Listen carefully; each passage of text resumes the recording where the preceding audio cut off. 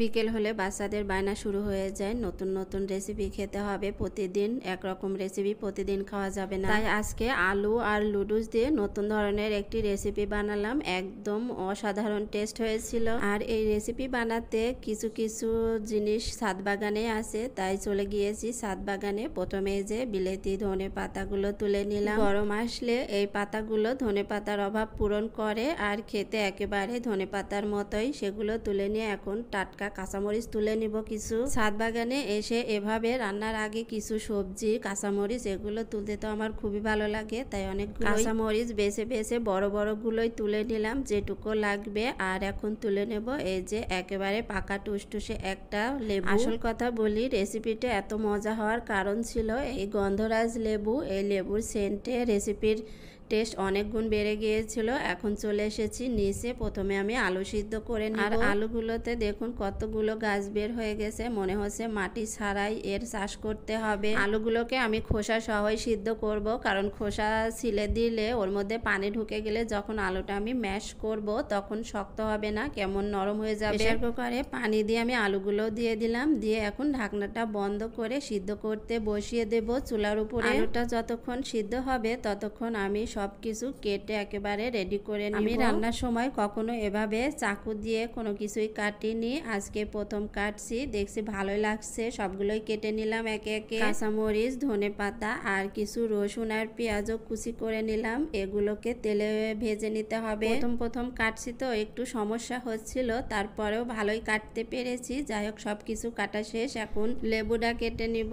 লেবুটা কাটতে যেহেতু অনেক প্যারা খেয়েছি, যাই হোক সব শেষে সবগুলোই কেটে নিয়েছি। এখন লুডুসটা সুন্দর করে একেবারে গুঁড়ো করে নিয়ে প্লেটে বেড়ে নিলাম। নিয়ে এটা সাইডে রেখে এখন ফ্রাই প্যানে কিছুটা তেল দিয়ে দিলাম, বেশি না সামান্য তেলই দিতে হবে। দিয়ে এখন ওই যে কুচি করে রাখা রসুন আর পেঁয়াজটা আগে একটু ভেজে নিব। পেঁয়াজ রসুনটা অর্ধেকটা ভাজা হয়ে গেলে তারপরে আমি কাঁচামরিচ দেব, তা না হলে কাঁচামরিচটা একেবারে পুড়ে যাবে, আর পুড়ে গেলে ফ্লেভারটা ভালো আসবে না। তাই সব শেষে কাঁচামরিচ দিয়ে একটু লাল লাল করে ভেজে সবকিছুই নামিয়ে নিয়ে এখন তো আলুটাও খুব সুন্দরভাবে সিদ্ধ হয়ে গেছে। অনেক গরম, হাত দিতে পারছি না। আর আলুটা গরম গরমই ছুলে তারপরে সুন্দর করে ম্যাশ করে নিতে হবে। আলু কিন্তু ঠান্ডা হয়ে গেলে ভালোভাবে ম্যাশ করা যায় না, কেমন দলা দলা হয়ে থাকে। আলুটা ম্যাশ করা হয়ে গেছে। এখন আমি ভাজা পেঁয়াজ রসুন আর মরিচটাও দিয়ে দিয়েছি, লুডুসের মশলা আর লেবুর রস দিয়েছি বেশ খানিকটা। দিয়ে এখন যেই শেপে আমি এটাকে বানাবো সেভাবে আকার দিয়ে সুন্দর করে সবগুলোকে একই সাইজ করে এভাবে বানিয়ে নিয়েছি। নিয়ে এখন আরেকটা ব্যাটার তৈরি করতে হবে, সেটার প্রস্তুতিও আমি নিয়ে নিয়েছি।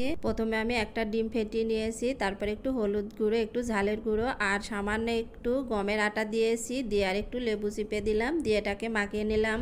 আর হ্যাঁ, স্বাদ মতো লবণও দিয়ে দিয়েছি। ডিমটাতে তেমন একটা তরল হচ্ছিল না, সেজন্য সামান্য একটু পানিও অ্যাড করে দিয়েছি। এখন সেই আলুগুলো যে শেপে দিয়েছিলাম সেগুলো ওই ব্যাটারটাতে চুবিয়ে লুডুসটা গায়ে মাখিয়ে এভাবে তেলে ভেজে নিতে হবে। আর অবশ্যই হালকা আঁচে ভাজতে হবে, তা না হলে কিন্তু পুড়ে যাবে। যেহেতু এখানে ডিম দেওয়া আছে, ডিমটা খুব দ্রুতই কিন্তু রান্না হয়ে যায়, সেই জন্য চুলার আঁচটা একদম কমিয়ে হালকা করে এভাবে বাদামি করে ভেজে নিতে হবে। দেখুন মাশাআল্লাহ এত সুন্দর হয়েছিল, দেখতে যতটা সুন্দর হয়েছিল তার চেয়ে বেশি মজা হয়েছিল খেতে। আর একটু লেবুর রস চিপে দিলাম উপর দিয়ে, উপরটা একেবারে ক্রিস্পি আর ভেতরটা তুলতুলে নরম হয়েছিল। খেতে খুবই ভালো লেগেছে, আর বাচ্চারা তো খেয়ে অনেক পছন্দ করেছে, আবার বায়না করেছে পরবর্তীতে এভাবে বানিয়ে দেওয়ার জন্য।